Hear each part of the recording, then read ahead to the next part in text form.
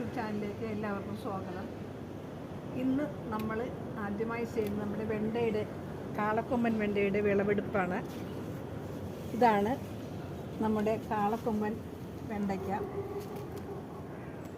നമ്മളിതിനായി ഇട്ട് കൊടുക്കുന്നത് കോഴിവളമാണ്. കോഴിവളം പുളിപ്പിച്ചിട്ട് പുളിച്ച കഞ്ഞിവെള്ളത്തിൽ കോഴിവളം ഇട്ട് പുളിപ്പിച്ച് അത് ഡയലൂട്ട് ചെയ്ത്, അതായത് 1 കപ്പ് വെള്ളത്തിൽ 1 ലിറ്റർ വെള്ളം, 1 ലിറ്റർ കോഴിവെള്ളം 3 കപ്പ് വെള്ളം കൂടെ ചേർത്ത് ഡയലൂട്ട് ചെയ്ത് നമ്മളിത് ഒഴിച്ചു കൊടുക്കുന്നു. ഇങ്ങനെ ചെയ്താൽ നമുക്ക് ധാരാളം ഫലങ്ങൾ കിട്ടും. ഇതാണ് നമ്മുടെ ഇന്നത്തെ ഈ കാളക്കൊമ്പൻ വെണ്ടയുടെ വിളവെടുപ്പ്.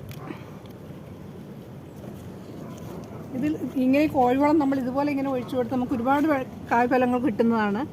അതുപോലെ തന്നെ പുഴുക്കേടുകളും ഇതിന് വെണ്ടയ്ക്ക് വരുന്ന ഏറ്റവും വലിയൊരു ദ്രോഹമാണ് ഈ ഇലപ്പുഴു രോഗം. അത് നമ്മൾ ചെറുതിലെ ഇങ്ങനെ നുള്ളി ഇങ്ങനെ കളഞ്ഞ് അതിങ്ങനെ തിരുമ്മി കളഞ്ഞാൽ മതി, അതങ്ങ് ഇല്ലാതെ ആയിക്കോളൂ. അടുത്ത നമ്മുടെ